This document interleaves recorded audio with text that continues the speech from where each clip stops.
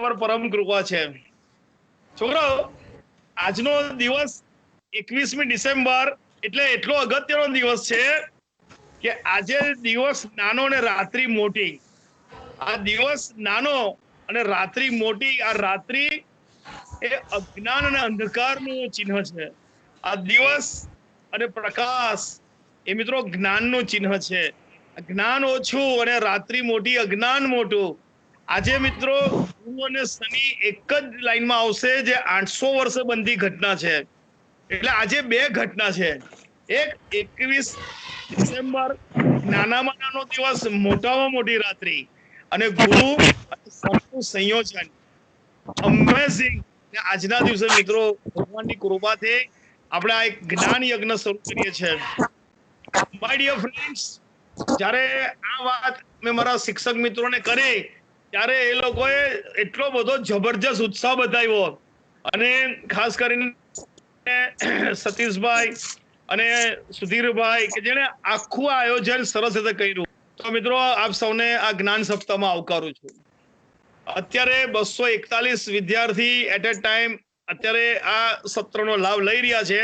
એનો આ જીવનનો ચેન્જ થનારી આ ઘટના છે. 7 દિવસ પછી તમે અનુભૂતિ ચોક્કસ કરશો. તમારા ચહેરા પર, તમારી આંખમાં એક પ્રકારનો અલગ ભાવ હશે, એની અમે ગેરંટી આપીએ છીએ. માય ડિયર ફ્રેન્ડ્સ, આ કોઈ સામાન્ય ચર્ચા નથી.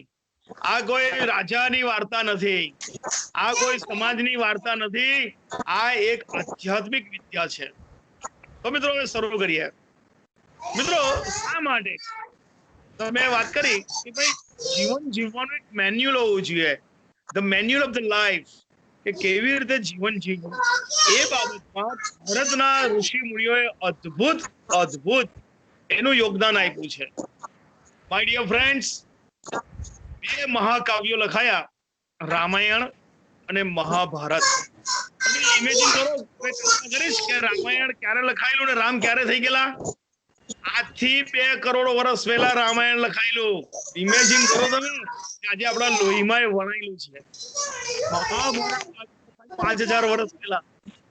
અને ગણપતિએ લખેલી વેદવ્યાસે વાત કરી, એ આખી કૃતિ એ તિબ્બતમાં હતી. લઈ ગયા. સુધીરભાઈ, ઓલ મ્યુટ કરી દો ને. હા સર 2 મિનિટ. જી હા જી. હા ચાલો સર, હવે અનમ્યુટ થાઓ.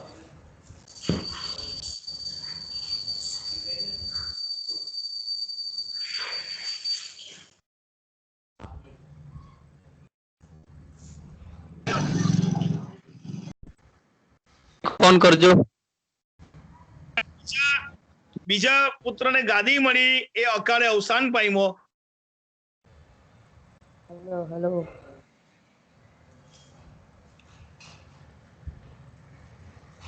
મળી. એટલે કહેવાનું તાત્પર્ય મિત્રો એ છે, આ આખી વાર્તા એક વહેંચણી, એક ભાગ, એક હક એની પર હતી. અને છેલ્લે બધું ખતમ થઈ ગયું. લાક્ષાગૃહ થયું, દ્રૌપદીનું અપમાન થયું, અને નક્કી કર્યું કે આ મહાભારતનું યુદ્ધ નક્કી છે, ફક્ત ને ફક્ત રાજ્ય માટે. મિત્રો, વિચારવા જેવી આખી મહાભારતની સ્ટોરી છે. એ મહાભારતમાં છે તે બધું અત્યારે છે જ, અને મહાભારતમાં જે નથી તે કશે જ નથી. અદ્ભુત છે બધું. મિત્રો, એમાં 12 પર્વ છે. આ 12 પર્વમાં ભીષ્મ પર્વમાં અર્જુન અને કૃષ્ણનો સંવાદ છે. આ અર્જુન અને કૃષ્ણનો સંવાદ શંકરાચાર્યએ 18 અધ્યાય અને 700 શ્લોકમાં અલગ રીતે રજૂ કર્યો, જેને શ્રીમદ ભગવદ ગીતા કહેવાય. આથી 5115 વર્ષ પહેલા રવિવારે 45 મિનિટમાં સંવાદ પૂરો થઈ ગયેલો. આ સંવાદ આપણને શીખવે છે કે આપણું જીવન કેવું હોવું જોઈએ. પ્રત્યક્ષ કે પરોક્ષ રીતે દરેક ભારતીયને એના માતા પિતા, એના ઘરના સંસ્કારો, એની પરંપરા આમાંથી જ વણાયેલી છે. આ અમારા ઘરની પરંપરા, એ ગીતામાં જ શ્લોક હોય. આ અમારા રાજ્યની પરંપરા, એ ગીતાનો જ શ્લોક હોય.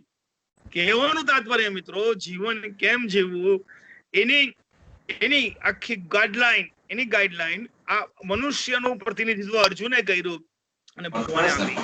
એની અમે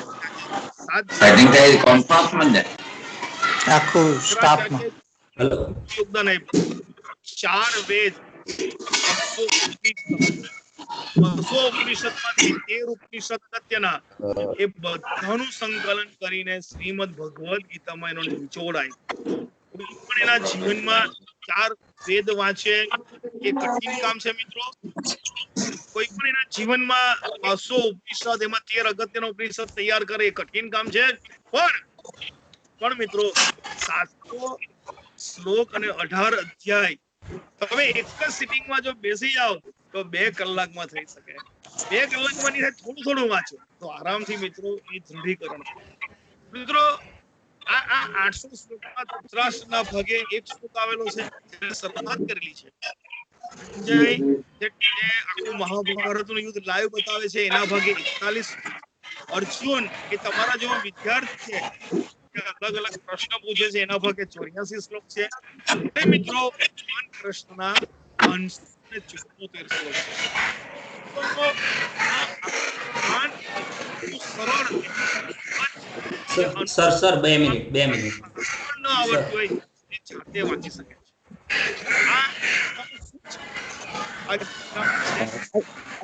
સર અવાજ નથી સંભળાતો, બિલકુલ અવાજ જ નથી આવતો તમારો. મ્યુટ કરો, મ્યુટ કરો. હું મ્યુટ કરી દઉં છું ફરીથી. અવાજ નથી સંભળાતો. being and body કોને કહેવાય ને human being. હા સર, અનમ્યુટ થજો હવે.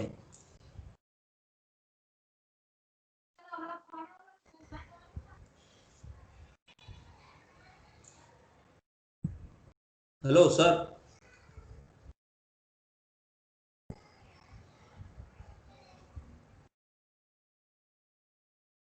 સાહેબ અનમ્યુટ થાઓ તમે સાહેબ. સર અનમ્યુટ થાઓ સર. જોશી સાહેબ અનમ્યુટ થાઓ. સાહેબ સુધી અવાજ નથી પહોંચતો લાગે. સર અનમ્યુટ થાઓ સર. સર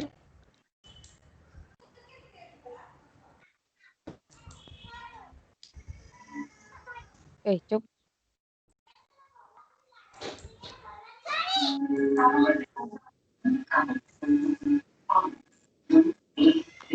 મારો અવાજ સંભળાય છે?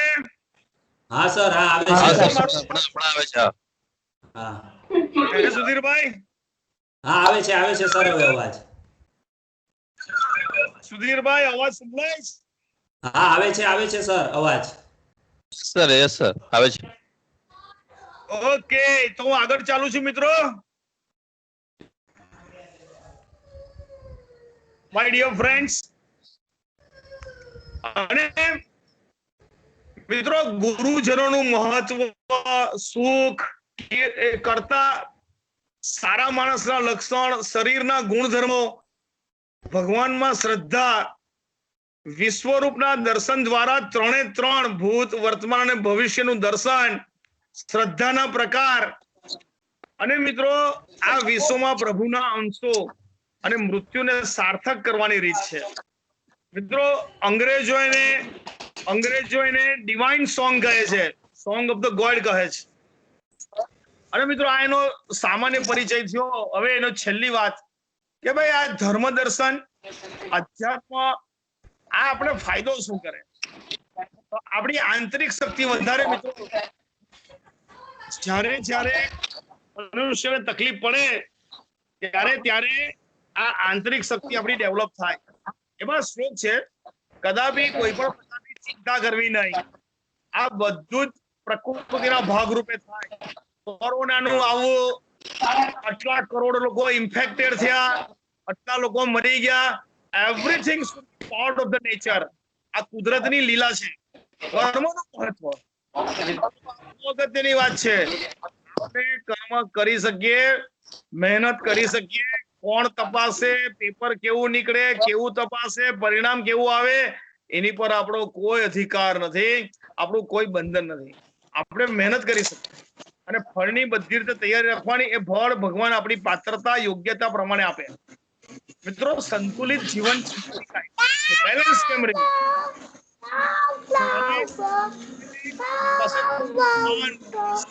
બધું જ હોય સર કોઈ માઇક ચાલુ છે. ત્યારે આપણે બેલેન્સ રહેવું એવી રીતે જીવન જીવવું. મિત્રો, આ સૌથી અગત્યનું છે. તમને જે શિક્ષણ આપે, તમારા માતા પિતા તમને શિક્ષણ આપે, શાળામાં શિક્ષણ આપે, અત્યારે ઓનલાઈન શિક્ષણ આપે, એનું આટલું મહત્વ છે એ તમારું જીવન બદલી શકે. આંખમાંથી કાઢી નાખે તા, ઓ કાઢી નાખે. ફરજો કઈ છે, અવાજ જ નથી આવતો. મારી ફરજી છે, એક સ્ટુડન્ટ તરીકે મારી ફરજ છે, માતા પિતા પ્રત્યે મારી સર અવાજ જ વિદ્યાર્થી નથી આવતો. તરીકે સર મારી અવાજ ફરજ છે. નથી આવતો. એ જે કંઈક સર અવાજ નથી આવતો. છે તે હું કરીશ. My dear friends, છેલ્લું કામમાં એવા મશગુલ થઈ જવું, એટલું ડૂબી જવું. અવાજ નથી આવતો. શબ્દમાં આપ્યો છે, ફરીથી જોઈન થા. આ કૌશલ શબ્દ, કૌશલ આ સ્કિલ શબ્દ એક વિચારો સર અવાજ નથી આવતો. ડૂબી જાઓ અને તમને કોઈ પણ પાછળનું સમય કહેવાય બુદ્ધિ. સર અવાજ નથી આવતો. મિત્રો હું રોજ થોડી વાત કરીશ. રામાયણ, મહાભારત, 4 વેદ અને 200 જીવન જીવવાની શૈલી ભગવદ ગીતા, 700 શ્લોક અને 18 એટલે ભગવદ ગીતા. અને આજે આપણે શરૂ કરીએ છીએ. હું સુધીરભાઈને કહું છું, સુધીરભાઈ આગળનો દોર સંભાળો. બહુ આભાર. Thank you. Okay, thank you sir, thank you very much. હજુ અમુક વિદ્યાર્થીઓના માઇક ચાલુ છે, મહેરબાની કરીને તમે બધા મ્યુટ થઈ જાઓ. વિદ્યાર્થી મિત્રો, વચ્ચે વચ્ચે ડિસ્ટર્બન્સ થાય છે. બધાને મ્યુટ કરું છું સૌપ્રથમ. જેને અવાજ ન આવતો હોય ફરીથી જોઈન થાવ. Thank you Joshi sir. હવે હા સર, બધાને મ્યુટ કરી દીધા. એ તો આપણે મારા કેમ દેખ ચાલુ કરો બેટા, સાહેબ ચાલુ કરો. હવે હું ઉચ્ચતર માધ્યમિક વિભાગમાં શિક્ષિકાબેન શ્રીમતી ગીતાબેનને વિનંતી કરીશ કે પ્રસંગને અનુરૂપ પોતાનું વક્તવ્ય આપે. શ્રીમતી ગીતાબેન.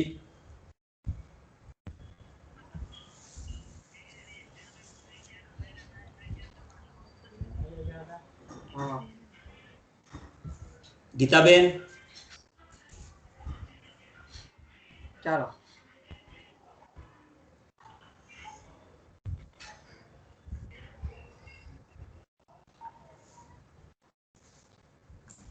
ગીતાબેન છો હાજર? ગીતાબેન સર અવાજ નથી.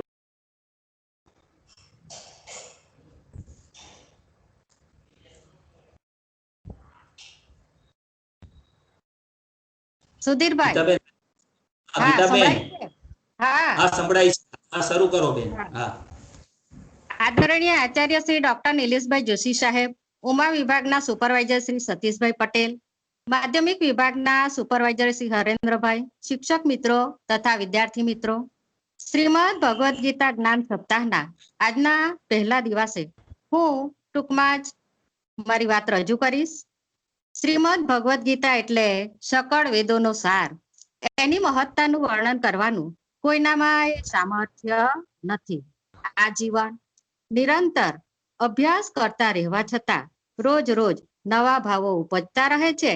ભગવાનના ગુણ, પ્રભાવ અને મર્મનું વર્ણન જેવું ગીતા શાસ્ત્રમાં કરવામાં આવ્યું છે એવું અન્ય ગ્રંથોમાં મળવું મુશ્કેલ છે.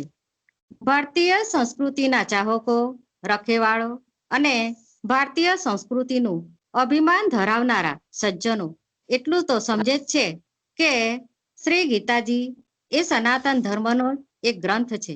એટલું જ નહીં પણ સંપૂર્ણ સનાતન ધર્મનો અમૂલ્ય સાર છે.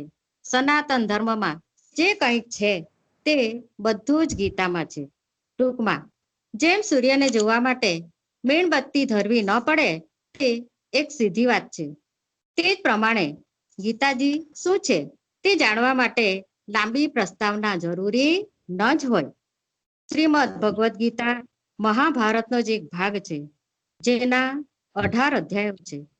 દરેક અધ્યાયને અંતે ઓમ તત્સત ઇતિ શ્રીમદ ભગવદ્ ગીતાસુ ઉપનિષત્સુ બ્રહ્મ વિદ્યાયા યોગ શાસ્ત્રે શ્રી કૃષ્ણ અર્જુન સંવાદે જે તે અધ્યાયના નામનો ઉલ્લેખ કરવામાં આવ્યો છે. ઉપનિષત્સુ અર્થાત ઉપનિષદ તરીકે ગીતાનો ઉલ્લેખ થયો છે, પણ શ્રીમદ ભગવદ્ ગીતાની સંસ્કૃત ભાષા ખૂબ જ સુંદર, સરળ અને સામાન્ય વ્યક્તિને પણ સમજી શકાય એવી છે. ગીતાજીના 18 અધ્યાયોમાં શ્રી કૃષ્ણે જ્ઞાનની ગંગા રજૂ કરી છે. પહેલો અધ્યાય અર્જુન વિષાદ યોગ. યુદ્ધ ભૂમિમાં અર્જુનના વિષાદને દૂર કરવા માટે ગીતા સાક્ષાત ભગવાન શ્રી કૃષ્ણના મુખારવિંદમાંથી નિસરેલી વાણી છે, જેનું સંકલન શ્રી વ્યાસજીએ કર્યું છે. ધૃતરાષ્ટ્રને સંજયે દિવ્ય દ્રષ્ટિથી યુદ્ધ ભૂમિની વિગત વર્ણવી. અર્જુન વિષાદ યોગ એટલે જ ગીતાજીની ભૂમિકા અને ગીતાજીનો જન્મ. તો હું ટૂંકમાં ગીતાજીનો જન્મ કઈ રીતે છે એનો સાર પહેલા અધ્યાય રૂપે રજૂ કરીશ. અધ્યાય પહેલો અર્જુન વિષાદ યોગ. ધૃતરાષ્ટ્ર સંજયને પૂછવા લાગ્યા, ધર્મ ક્ષેત્રે કુરુક્ષેત્રે સમવેતા યુયુત્સવ મામકાહ પાંડવાહ ચૈવ કિમ કુર્વત સંજય. હે સંજય, ધર્મસ્થાન એવા કુરુક્ષેત્રમાં યુદ્ધની ઈચ્છાથી ભેગા થયેલા મારા દીકરાઓ અને પાંડુના પુત્રોએ શું કર્યું તે કહો. સંજયે જવાબ આપ્યો, હે ધૃતરાષ્ટ્ર, યોગ્ય વ્યૂહમાં ગોઠવાયેલી પાંડવોની સેનાને નિહાળીને દુર્યોધન પોતાના ગુરુ દ્રોણ પાસે જઈને બોલ્યા, હે ગુરુવર, તમારા બુદ્ધિમાન શિષ્ય અને દ્રુપદ રાજાના પુત્રે પાંડવોની સેનાનો વ્યૂહ ગોઠવ્યો છે, તે તમે જુઓ. તેઓના સૈન્યમાં ભીમ, અર્જુન જેવા બહાદુરો, સાત્યકી, વિરાટરાજ, દ્રુપદ રાજા, પૃષ્ઠકેતુ, ચેકિતાન, કાશીના રાજા, પુરુજીત, કુંતીભોજ, શૈલ્ય, પરાક્રમી યુધામન્યુ, બળવાન ઉત્તમૌજા, અભિમન્યુ તથા દ્રૌપદીના દીકરાઓ, આ બધા જ મહારથીઓ છે. આપણી સેનામાં આપ પોતે ભીષ્મ, પિતામહ, કર્ણ, કૃપાચાર્ય, અશ્વત્થામા, વિકર્ણ, ભૂરિશ્રવા અને તે સિવાય બીજા અનેક યુદ્ધને જાણનારા સુરવીર લડવૈયા છે. આ બધા વીર પુરુષો મારા માટે પ્રાણ આપવા તત્પર છે. ભીમ પાંડવોની સેનાનું રક્ષણ કરનાર છે તથા ભીષ્મ પિતા આપણી સેનાનું રક્ષણ કરનાર છે.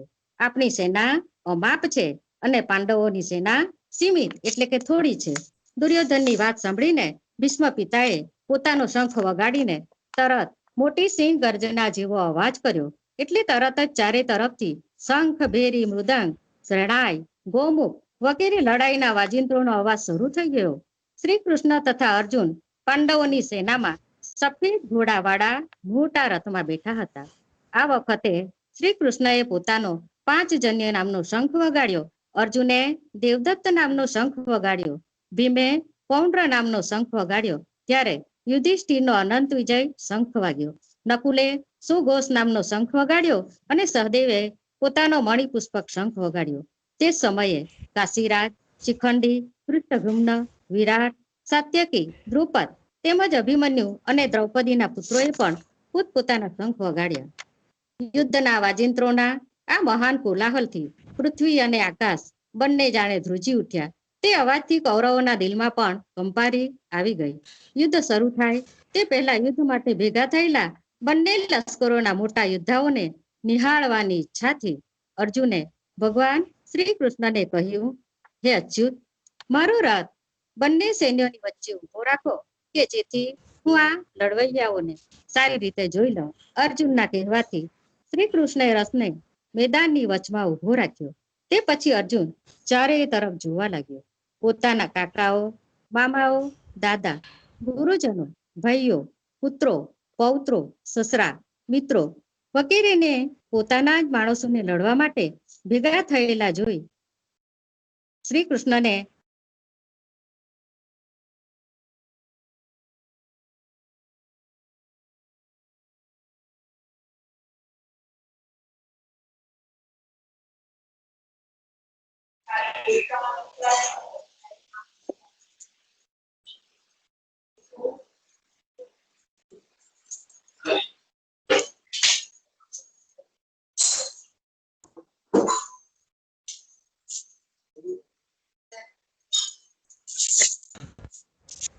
બધા તો જીવ અને પૈસો છોડીને મરવા માટે તૈયાર થયા છે. પછી મારે રાજ્ય મેળવીને શું કરવાનું? આ મારા ગુરુજનો, કાકા, પુત્ર, દાદા વગેરે સંબંધીઓ છે. તે બધા મારી નાખે તો ભલે, પણ હું તેમને મારવાની ઈચ્છા રાખતો નથી. હે કૃષ્ણ, ત્રણેય લોકનું રાજ્ય પડવાનું હોય તો પણ હું તેમને મારીશ નહીં. દુર્યોધન વગેરે આ ધૃતરાષ્ટ્રના પુત્રોને મારવાથી મને કોઈ આનંદ થશે? કદાચ તમે એમ કહેશો કે એ આ અર્થાત પાપ કરનારા લોકો છે, એમને મારવામાં નથી. આ નીતિનો અર્થ સાચી તો પણ ધર્મ બરાબર નથી. માટે હું કરવાનો લાલચમાં આ બધાની બુદ્ધિ તો ખલાસ થઈ ગઈ છે. એટલે આવા કુળનો નાશ કરવાથી શું થાય તેનું તેમને ભાન નથી. પણ મને તો એ વાતનું ભાન છે. તો પછી મારે એવું પાપ શા માટે કરતા અટકવું ન જોઈએ? કુળનો નાશ થાય તેની સાથે કુળના ધર્મો પણ નાશ પામે છે. કુળનું પાપ વધતા કુળની સ્ત્રીઓ પણ બગડે, અને સ્ત્રીઓ બગડે તો પ્રજા વર્ણ સંકર થાય. આ પ્રમાણે પોતાના કુળનો નાશ કરે તે નર્કમાં જ જાય એવું મેં સાંભળ્યું છે. અરે રે, રાજ્યનું સુખ મેળવવા માટે પણ અમે બધા કુળનો વિનાશ કરવા તત્પર થયા છીએ. દુર્યોધન વગેરે ધૃતરાષ્ટ્રના હથિયારધારી પુત્રો આ યુદ્ધ ભૂમિ ઉપર હથિયાર વગરના એવા મને કોઈ પણ જાતના સંકોચ વગર મારી નાખશે તો તેનાથી મારું કલ્યાણ થશે. સંજય આગળ કહે છે કે ધૃતરાષ્ટ્ર અર્જુન કૃષ્ણને આ પ્રમાણે કહીને પોતાના ધનુષ્ય બાણ એક બાજુએ મનમાં સાથે રથના પાછલા ભાગમાં જઈને બેસી જાય છે. મનમાં ઘણું દુઃખ થયું. રાજ્ય મેળવવા માટે લડાઈમાં પોતાના જ માણસોનો તેને સંહાર કરવાનો તે વાત તેને દુઃખ આપતી હતી. અર્જુનને થયું કે આવું રાજ્ય મેળવવા કરતા દુશ્મનોના હાથે મરણ થાય તો સારું. આ રીતે ઘેરા શોકથી મૂંઝાઈને ધનુષ્ય બાણ છોડીને અર્જુન રથના પાછળના ભાગમાં જઈને બેસી ગયો. પોતે યુદ્ધ કરવા ઈચ્છતો નથી એ વાત તેણે શ્રી કૃષ્ણને દુઃખ સાથે જણાવી. આ રીતે અર્જુન વિષાદ્યો એ ગીતાની ભૂમિકા માટે કારણરૂપ બને છે. અસ્તુ સુધીરભાઈ. ખૂબ સરસ ગીતાબેન. હવે વિદ્યાર્થી મિત્રો આપણે આગળ વધીએ છીએ. 12 સાયન્સનો વિદ્યાર્થી ભરવાડ કરણ પોતાના વિચારો રજૂ કરશે. ભરવાડ કરણ બેટા હાજર છે? ભરવાડ કરણ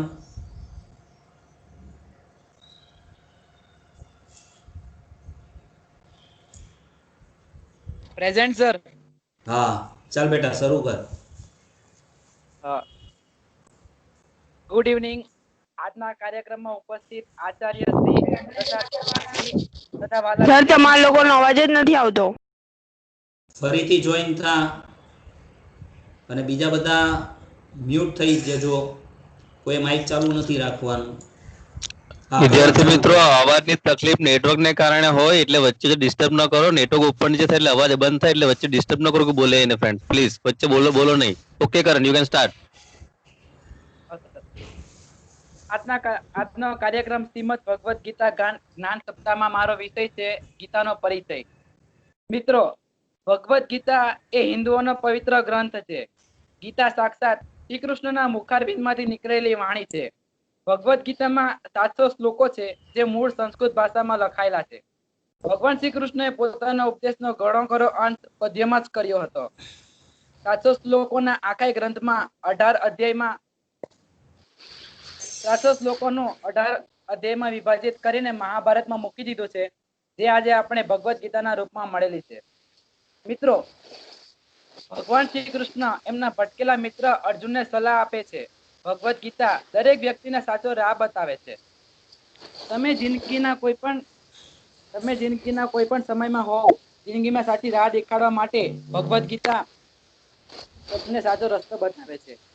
મહાત્મા ગાંધી અને તેમના જેવા ઘણા મહાપુરુષો માટે ભગવદ ગીતા એ જીવન દર્શન રહેલી છે. ભગવદ ગીતામાં લખાયેલી કેટલીક વાતો જે માનવીને જીવન માટે સાચો રસ્તો બતાવે છે. પહેલી વાત એ કે જે થયું તે સારા માટે થયું અને જે થશે તે પણ સારા માટે થશે. મિત્રો, તમે કોઈ પણ કારણથી હતાશ છો, નિરાશ છો કે દુઃખી છો, એ ભૂલી જાઓ. વર્તમાન સમયમાં જો કોઈ તમને બહુ દુઃખ આપી રહ્યું છે તેની પાછળ કોઈ નિશ્ચિત સારું કારણ છુપાયેલું હશે. આ એક ચક્ર છે જે તમારે સ્વીકારવું જ પડશે. એટલે ન તો ભવિષ્યની ચિંતા કરો, ન તો તમારા વીતેલા સમયની વિચારો, ફક્ત ને ફક્ત તમારા વર્તમાન સમયને આનંદથી માણો. બીજી વાત એ આવે છે કે મિત્રો, પરિવર્તન એ સંસારનો નિયમ છે. મિત્રો, એક ક્ષણમાં તમે રાજા બની શકો છો, એક પળમાં તમે ફકીર બની શકો છો. પૃથ્વી સ્થિર નથી. દિવસ પછી રાત આવે છે, બહુ જ ગરમી પછી સુખદ વરસાદ આવે છે. આ વાત એક કથનની પુષ્ટિ કરે છે કે પરિવર્તનશીલતા એ સંસારનો નિયમ છે. એટલા માટે તે શાબાશ, વાતોને લઈને શાબાશ. દુઃખી થવાની જરૂર નથી જે નિશ્ચિત Excellent. નથી. પરિવર્તનનો સ્વીકાર કરો. એ તમને મુશ્કેલીના સમયે કઠિન થઈને ખુશ રહેવા માટે શક્તિ આપે છે. આગળની વાત આવે છે ધ્યાન. ધ્યાન કરવાથી તમારું મન એક દીપકની જેમ સ્થિર થઈ જશે. મિત્રો, આપણી સમસ્યા એ છે કે આપણે એ નથી જાણતા કે ધ્યાન આપણે પોતાને જ નથી જાણતા. ધ્યાન એ આપણને પોતાને મળાવે છે. જ્યારે આપણે પોતાને જાણી લઈએ છીએ ત્યારે આપણને ખબર પડે છે કે જિંદગી એક જાદુગર જેવી છે. આગળની વાત આવે છે કે તમે ખાલી હાથે આવ્યા છો અને ખાલી હાથે જશો. આજે ઘણા લોકોની જિંદગી દોડધામ ભરી બની ગઈ છે. તેમાં એક માણસ ભાગતો રહે છે, પૈસા ભેગા કરતો રહે છે, પરંતુ એ માણસને એ ખબર નથી કે ક્યાં જઈ રહ્યો છે અને શા માટે જઈ રહ્યો છે. એને એ જ ખબર નથી કે ક્યાં જવાનું છે. તે વધારે પૈસા ભેગા કરવાનો પ્રયત્ન કરે છે અને અર્થહીન બની જાય છે. જરૂરી એ નથી કે તમે કેટલું કમાવશો, જરૂરી એ છે કે તમે જેટલું કમાવશો તેમાંથી તમે કેટલા. આગળની વાત એ છે કે મનુષ્ય વિશ્વાસથી બને છે.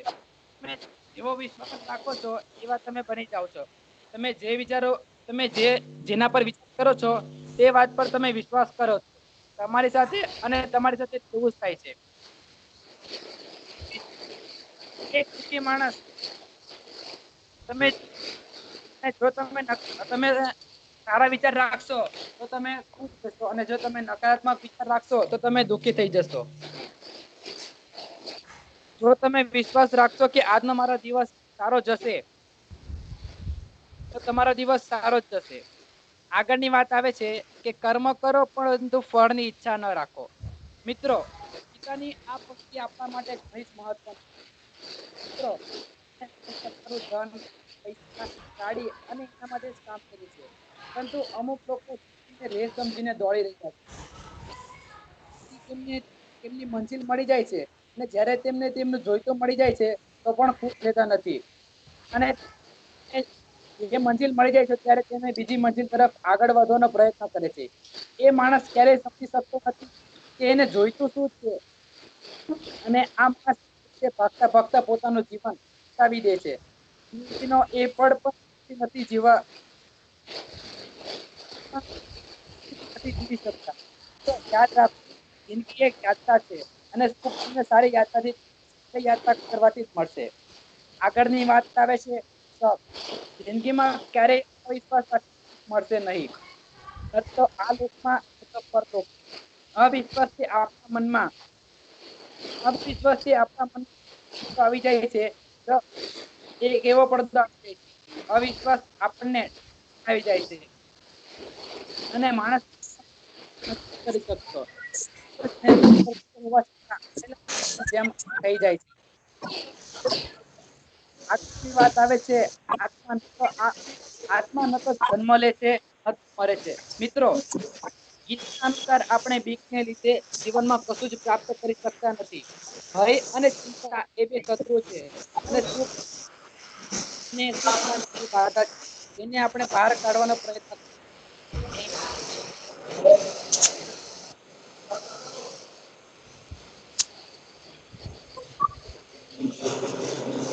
ઓ ભાઈ સુધીરભાઈ, આગળ ચલો. વાહ, હલો. હા, વેરી ગુડ, સરસ. વેરી ગુડ કરણ. કરણ, વાહ. હવે વિદ્યાર્થી મિત્રો, આપણે એક સરસ મજાના સોંગની વાત કરીશું. આર્ય ભગવદ્ ગીતા સોંગ, ધ્યાનથી સાંભળજો.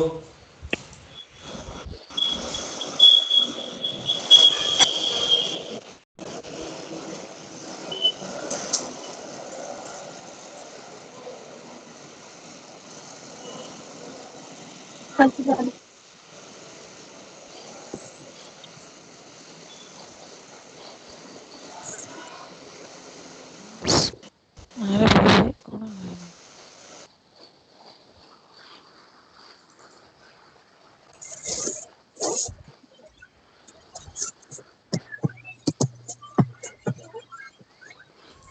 ટાઈમ થઈ ગયો મૂકવાનો.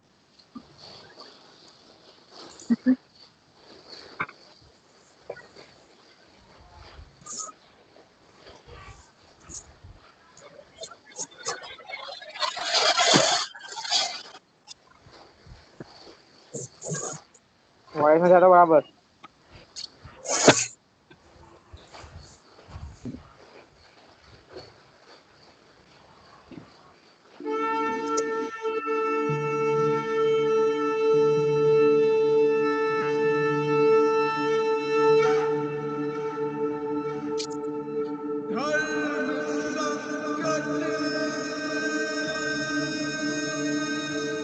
प्रारंभ हुआ है युद्ध, आरंभ हुआ है युद्ध।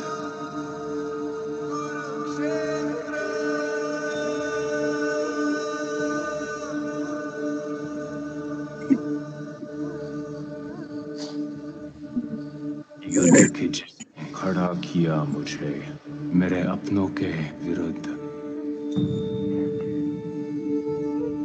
मेरे परिवार के विरुद्ध, मेरे रक्त के विरुद्ध।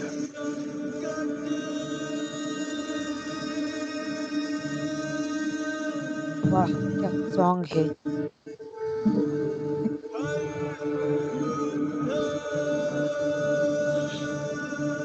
हे कृष्ण, कैसे बहाऊं मैं अपना ये रक्त, मैं दुविधा में हूं और अशक्त। ना, ये युद्ध ना अब लड़ पाऊंगा मैं, रखता हूं धरा पे धनुष और बाण। ये है मेरे युद्ध में पूर्ण विराम। श्रीमद् भगवद गीता में श्री कृष्ण के मुख से उत्तर आया। व्यक्तिहन्तारं यश्चैनं मन्यते हतम्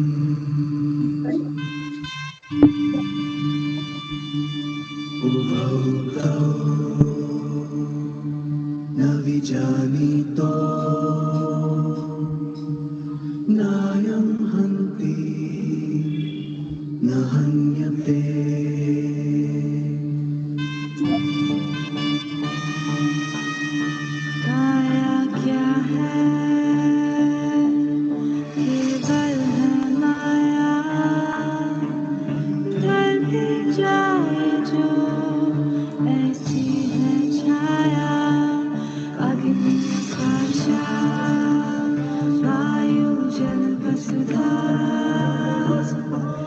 बस पांच तत्व का पिंजरा है काया।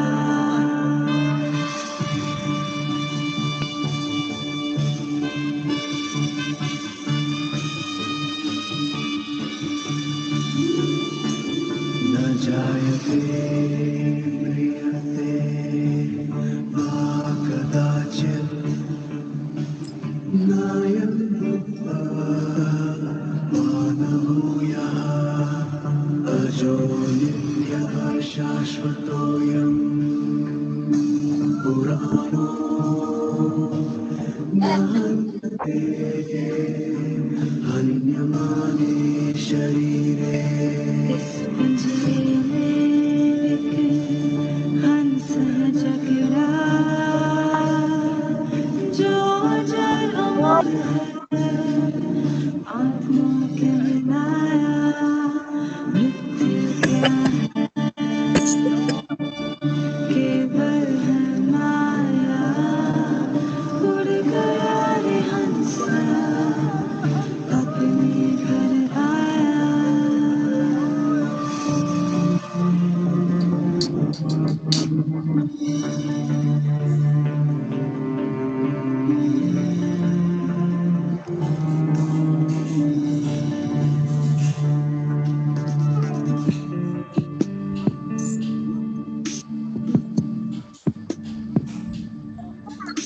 तू मौत का गम क्यों करे, प्रारब्ध से तू क्यों करे, क्यों ये आत्मा मेरी तेरी, ये जन्म और मृत्यु सभी का, सूर्य और क्या ये समय समय चक्र से ही सब चली। तेरे वश में बस तेरा काम है, बस कर्म पर अधिकार है, कर्म में ही तेरी शान है, कर्म तेरी पहचान है, बस कर्म। चल छोड़ मन की कमजोरियां, रिश्तों की मजबूरियां, जीवन संघर्ष से बचना ही क्या, जीवन संघर्ष से बचना ही क्या, जीवन संघर्ष से बचना ही क्या।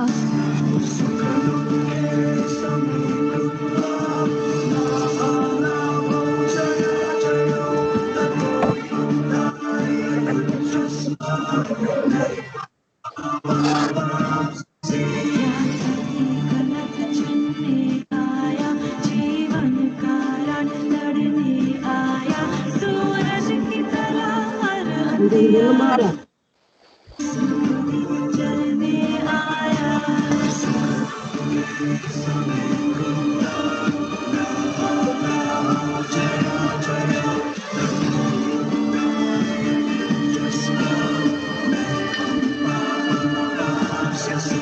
चल छोड़ मन की कमजोरियां, रिश्तों की मजबूरियां, जीवन संघर्ष से बचना ही क्या, जीवन संघर्ष से बचना ही क्या, जीवन संघर्ष से बचना ही क्या।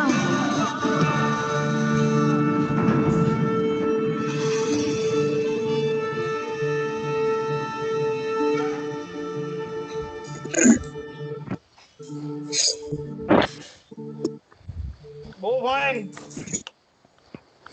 સુધીરભાઈ, બહુ સરસ. Thank you sir.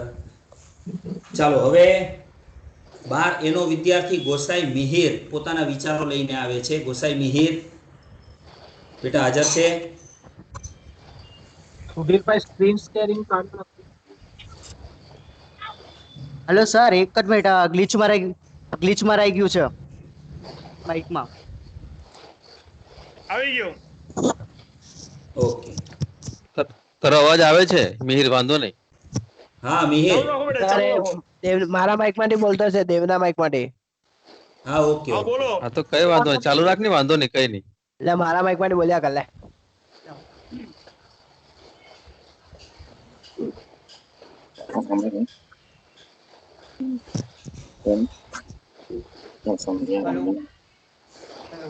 સર અવાજ આવે છે મારો? હા આવે છે, બોલ બેટા. Hello sir, good evening to all. Sir, હું દર વખતે ચાલુ કરું છું એમ બધા મારા જે ગુરુ છે તેમના ચરણોમાં હું વંદન કરું છું અને મારી શરૂઆત કરું છું બોલવાની. તો સર, આપણે જાણીએ છીએ કે આપણો દેશ એ એવો દેશ છે કે જે સમૃદ્ધ દેશ હતો, કે જેને સોનેરી ચીડિયા તરીકે ઓળખવામાં આવતો હતો. અને જ્યારે આપણે આ દેશના છીએ તો આપણે એની મહાનતા જાણવી જોઈએ. તેવી જ રીતે આજે ભગવદ્ ગીતા થઈ છે એ આપણા માટે એક મહાન વાત છે જેને આપણે જાણતા નથી. તેથી હું તેમને ભગવદ્ ગીતાની એવી 7 વસ્તુ કહેવા માંગીશ કે જે તમારે જાણવી જ જોઈએ. નંબર 7, તમે પોતાનું કામ કરતા જાઓ, ફળની કોઈ ચિંતા ન કરો.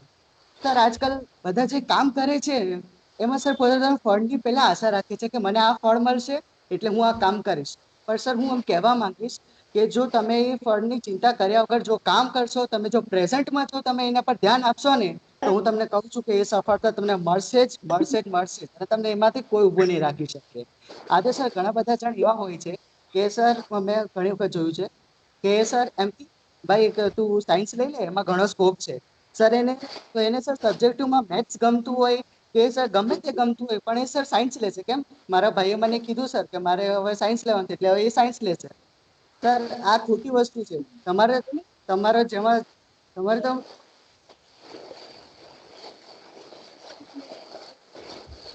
ઇન્ટરેસ્ટ હોય તમે તેમાં ભાગ લઈ શકો છો. નંબર 6, પાછળ તરફ ખોટું કરેલું જે સુખ તમે લેશો તો તે આગળ તમને પહેલા તો આમ સારું લાગશે, પણ જ્યારે પાછળ જશો ત્યારે તમને ઝેરની જેમ મારી નાખશે.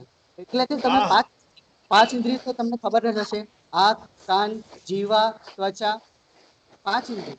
પણ તમે જે કામ કરો છો તમે પાછી ઇન્દ્રિય દ્વારા કરો છો. તો પછી તમે જ્યારે કામ કરો જ છો તો સારા માટે કરો ને, શા માટે ખરાબ માટે કરો છો? તો શરૂઆતમાં તમને થશે કે હા આ બરાબર છે, હું કોઈ ખોટો નથી. પણ જ્યારે પાછળ જ્યારે કુદરત તમને એનો જ્યારે દંડ આપશે ને ત્યારે તમને એને મોટું ભુગતાન કરવું પડશે. તો મારા પપ્પા મને ઘણી વખત કહે કે કુદરતની સોટીમાં કોઈ જાતનો અવાજ નથી હોતો, પણ જ્યારે વાગે ને સર કે ત્યારે તમને ઉઠવા નથી દેતી. નંબર 5, જિંદગીમાં સફળતાનું ખૂબ જ મોટું રહસ્ય બેલેન્સ લાઈફ છે, એટલે કે સંતુલિત જીવન. સર આજે લોકો સર ઘણી આમ દોડભાગમાં લાગી ગયા છે. સર ઘણી રીતે અમે લોકો એમ જોતા જ નથી કે મારે શું કરવું જોઈએ શું નહીં. સર કોઈક તો જણ એવા હોય છે કે સર જેઓ રાતના ઠેઠ સર 12 વાગે સુવે તો સર ઓકે કે 8 વાગે જાગે. પણ સર એવા પણ માણસો છે કે જે લોકો 10 વાગે સુવે ને તો પણ સર એ લોકો રાતના દિવસે 10 વાગે જાગે. એટલે કે વધારે એ લોકો ઊંઘ કાઢે. સર એ લોકોને કદાચ તો ખબર નથી પડતી કે વધારે ઊંઘ કાઢવાથી મારે શું ગેરફાયદો છે. પણ પાછળ જતા જયારે તેઓ જીવનમાં જયારે સમય નીકળી જશે ત્યારે તમને પછતાવો થશે. અને જયારે તે કોઈ હોસ્પિટલમાં હશે અને છેલ્લા શ્વાસ લઈ હશે ને ત્યારે તેમને ખબર પડશે કે મેં જીવનના કેટલા સારા દિવસો આમના જ વિતાવી દીધા. કેમ તો તમે જાણો છો કે તમે અત્યારે જે બેલેન્સ લાઈફ જીવવો છે એ બેલેન્સ લાઈફ નથી જીવતા. આપણે એક ટોચ પર છીએ પણ એ ટોચની બંને સાઈડ જાતનું લાગતું છે. જો તમે આ સાઈડ જશો તો આ સાઈડ વળશે અને બીજી સાઈડ જશો તો બીજી સાઈડ વળશે. એટલે તમારે બેલેન્સ લાઈફ જીવવું એ તમારા જીવનનું મહત્વનું કાર્ય છે. નંબર 4, જો તમે તમારા મગજનો કંટ્રોલ નથી કરી શકતા તો તે તમને તમારું ગુલામ બનાવી લે છે. સર આજે ઘણા બધા માણસો મેં એવા જોયા છે કે સર એમ કે છે મારે આ કામ નથી કરવું, આ બીજું કામ કરવું છે. મારે આ કામ નથી કરવું, મારે પેલું કામ કરવું છે. કેમ સર? એ પોતાને કેમ ઇન્ટરેસ્ટ એક વસ્તુમાં નથી નાખી શકતો. એને સર સૌથી મોટું કારણ છે મગજ. જો આપણે પોતાના મગજને જ કંટ્રોલ ન કરી શકીએ તો પછી આપણે કોઈ વસ્તુને કાથી કંટ્રોલ કરી શકવાનું. એટલે જ્યારે ભગવદ ગીતામાં જ્યારે અર્જુન લડવા નથી માંગતો ત્યારે ભગવાન શ્રી કૃષ્ણ એને ખુદ કહે છે કે આ તારી ખુદની તું કમજોરી બતાવે છે, તારું મગજ તારા પર હાવી થાય છે. અર્જુન તું તારા મગજનું નહીં પણ દિલનું સાંભળ. ત્યારે અર્જુને ખુદના દિલનું સાંભળ્યું અને તેને થયું કે હા આ વસ્તુ ખોટી છે. ત્યારે ભગવાન શ્રી કૃષ્ણ ખુદે તેને અહેસાસ કરાવ્યો ત્યારે અર્જુને પછી યુદ્ધ જીતી લીધું. તેથી તમે ઘણી વખત જયારે કોઈ ગમે તે કામ કરો ત્યારે એક વખત હૃદયને સાંભળજો, મગજનું ન સાંભળતા. ઘણી વખત મગજનું જો સાંભળવા જશો ને તો તમારો કોઈ જીવનમાં કઈ સફળતા નહીં મળે. કારણ કે ભલે જો તમે દિલની વાત માનશો તો ભલે કામ ધીરું થશે પણ તમને સફળતા મળશે જ. આ કાચબાની વાત સર હંમેશા યાદ રાખજો કે આ ભલે દિલ કાચબો છે પણ એ સર સૌથી મોટી આપણી એક આબાદી છે. પછી નંબર 3, આ દુનિયામાં ખુશ નથી એ લોકો ખુશ નથી રહી શકતા કે જે બધી વસ્તુમાં નકારાત્મક જોવે છે. સર આજકાલ બધા બહુ નેગેટિવ માણસો જોવા મળે છે, ખબર નહીં કેમ. સર એ લોકોને મારું કોઈ કામ નથી થતું, લાવ મારો ભાઈ કોઈ કામ નથી થતું, હું આ કામ છોડી દઉં, બીજા કામમાં લાગી જાઉં. સર આ મારું કામ નથી થતું સર હું પેલા કામમાં લાગી જાઉં. કેમ સર? નેગેટિવિટી કેમ? તો સર નેગેટિવિટીનું એક જ કારણ છે કે જો તમે કોઈ પણ કામ કરવાની એમાં સફળતા ન મળે અને કોઈ જાણતું નથી કે એક જગ્યા પર કોન્સ્ટન્ટ કે એક જગ્યા પર રહેવાથી તમને એ સફળતા મળશે પણ એ જગ્યા પરથી જો તમે ઉતરી જશો તો એની સફળતા કોઈ જાતની ન મળશે. એટલે જિંદગીમાં હંમેશા પોઝિટિવ રહો અને એક જગ્યા પર કોન્સ્ટન્ટ એક જગ્યા પર તમે સ્થિર રહો કે જેનાથી તમને સફળતા મળે. તમે જો એકબીજાને રસ્તા પર પકડશો કે આ રસ્તો સારો છે, આ રસ્તા પર જવા દે તો આ રસ્તો તમને એ રસ્તો કદાચ પહોંચાડી ન શકે તમારી સફળતા સુધી. તો તમારી સફળતાનો રસ્તો તમે ખુદ નક્કી કરવા વાળા છો. એટલે તમારે ખુદને નક્કી કરવાનું છે કે હું પોઝિટિવ રહું અને આગળ જતા હું મારી સફળતા નહીં. નંબર 2, આ દુનિયામાં જે અહંકાર રાખે છે તે કોઈ દિવસ સુખી થઈ શકતું નથી. સર એકદમ સાચી વાત છે. કારણ કે દુર્યોધને જયારે અહંકારથી એને કીધું કે હું રાજ્ય નથી આપવા માંગતો. જયારે પાંડવોએ એમ જ કીધું હતું તમે 5 ગામ આપી દો, અમને કઈ બીજું જોતું નથી. જો દુર્યોધને એ વાત માનીને 5 ગામ આપી દીધા હોત આટલું મોટું યુદ્ધ થતું જ નહીં. પર દુર્યોધને અહંકારમાં આવીને એમ કહ્યું કે હું 100 ની અણી બરાબર હું તમને જમીન આપવા માંગતો નથી. કેમ સર? અહંકાર. આ અહંકારને જ કારણે એ લોકો પતન થયું. આપણે રામાયણમાં પણ જાણીએ છીએ રાવણને અહંકાર અને માતાને ઉઠાવી ગયા લંકામાં, એના કારણે પતન થયું. સૌથી મોટો વાત છે અહંકાર. જો તમે અહંકાર રાખશો અને સફળતાની પાછળ ભાગશો તો ન મળે. અગર તમને સફળતા પણ મળી ગઈ તો તમારા એક ચાન્સીસ છે કે તમે એ જગ્યા પરથી વહેલા નીચે પડી જશો. નંબર 1, કોઈ પણ માણસ કોઈ કાર્ય કરે ત્યારે તે માહિર બની જતું નથી. તે કામ કરવા માટે તેને એમાં કામ કાર્યની તો જરૂર. હું એમ કહેવા માંગીશ કે આપણે ગમે તે કામ કરે, તમે સર બન્યા તો સર તમે એમાં માહિર અચાનક તો નહીં જ બની ગયા હશો ને, તમે એમાં મહેનત કરી હશે ને એક જગ્યા પર. સર તો આ લોકો સર આપણે અત્યારના જનરેશન અમારે એક જ વાંધો છે કે સર અમને કોઈ કાર્યમાં જલ્દી ઇન્સ્ટન્ટ વસ્તુ જોઈએ. અમે સર એક જગ્યા પર ટકતા નથી, તેથી અમે માહિર નથી બની શકતા. પણ સર તમારે સર તમે એક જગ્યા પર માહિર બનવા માટે સર તમે કેટલી મહેનત કરી છે તો તમે જાણતા હશો. એટલે સર હું એમ કહેવા માંગીશ બધાને કે તમે એક જગ્યા પર રહો અને તેની જો મહેનત કરશો તો તમે તે વસ્તુમાં માહિર બનશો. અને અંતિમ બસ હું તો એટલું જ કહેવા માંગીશ કે જેમ જ આપણા આચાર્ય કહે છે તેમ તમે ભગવદ્ ગીતા વાંચો. હું પણ વાંચું છું. મેં 4 અધ્યાય પતાવી દીધા છે અને 5મો અધ્યાયની હજી શરૂઆત કરું છું. તેમજ હું બધાને એમ જ કહેવા માંગીશ કે તમારે જે જવાબ નથી મળતા તે તમને ભગવદ્ ગીતામાં જરૂર મળી જશે. તેથી એક વખત ભગવદ્ ગીતા જરૂર વાંચજો. અભિનંદન. ગ્રેટ યાર. Very nice. પ્રોગ્રામ સફળ થઈ ગયો અમારો. વાહ મિહિર, વેરી નાઇસ બેટા. Thank you sir. ચાલો સર આગળ જઈએ. Thank you sir. ચાલો આપણે હવે ગીતાના ખૂબ જ સરસ મજાના 10 શ્લોક સાંભળવાના છે. ધ્યાન આપજો.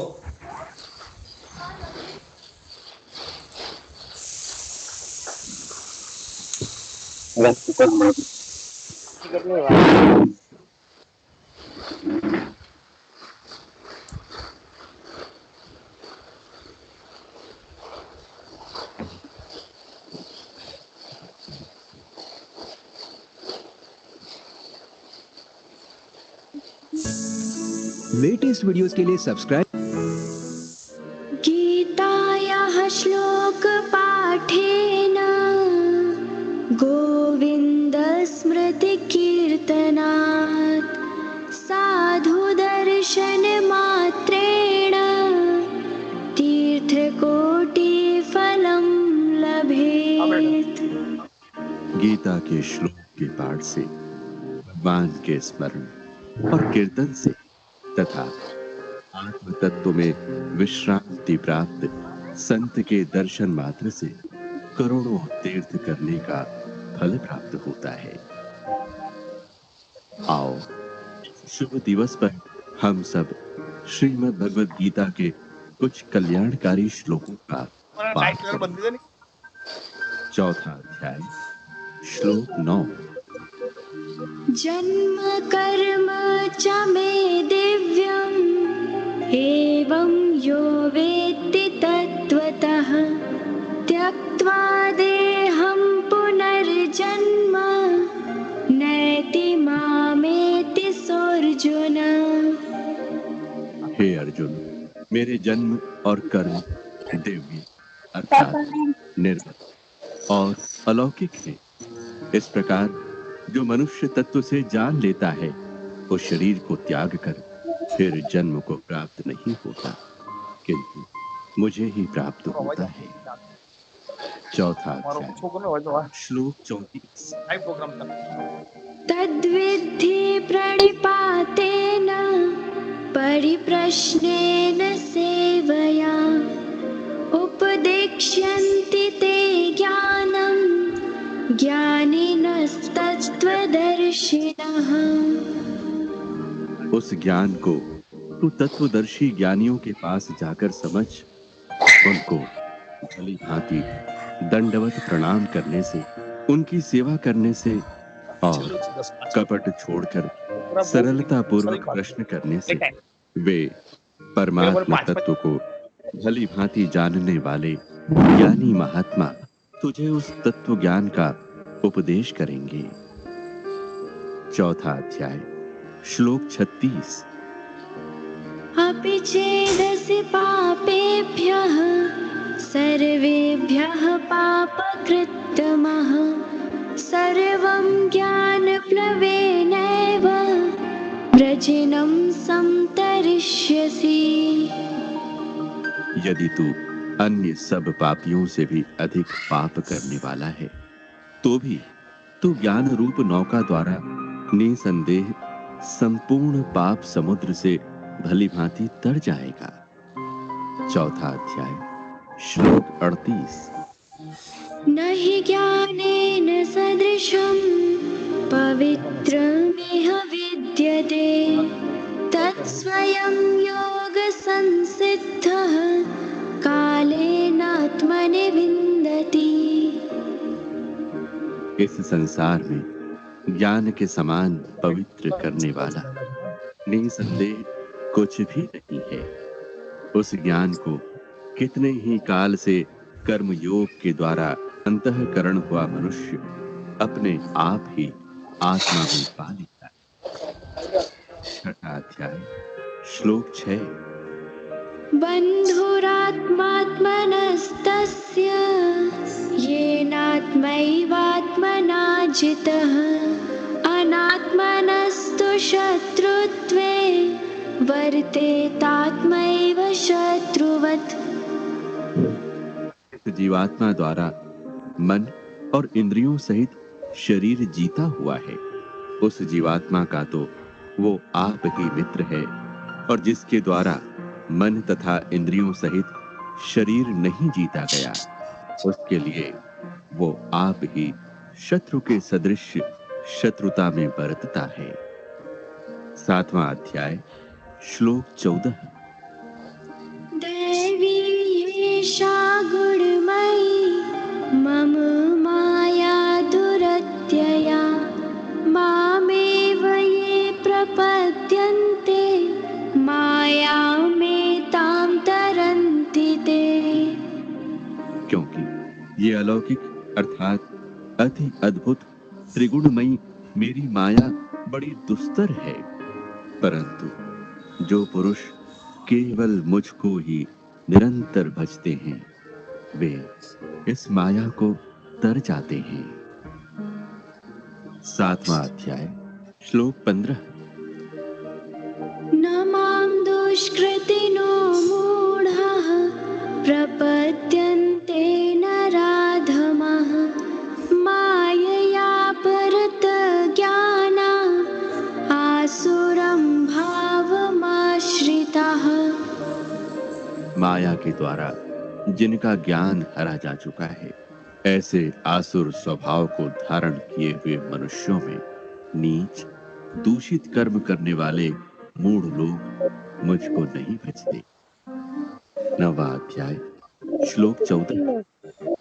सततं कीर्तयन्तो मां यतन्तश्च दृढव्रताः नमस्यन्तश्च मां भक्त्या नित्ययुक्ता उपासते।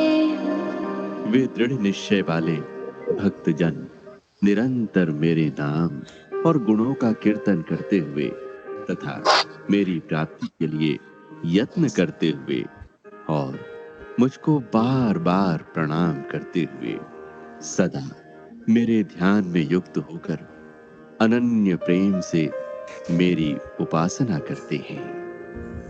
नवा अध्याय श्लोक 22।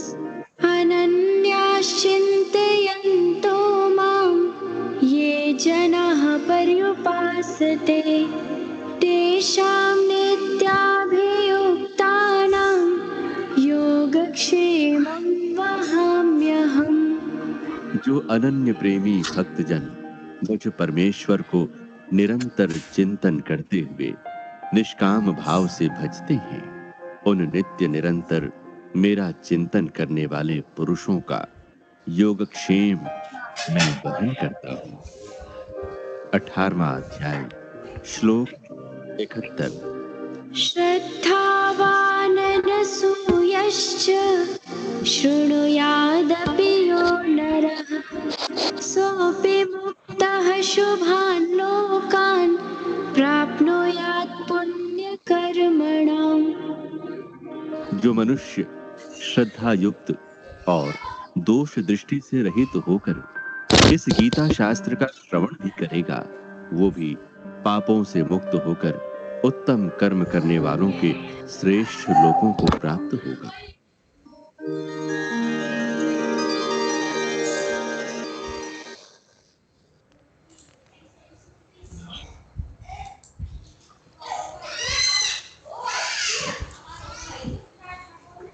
ચાલો તો ખરેખર બસ સુધીરભાઈ જોરદાર.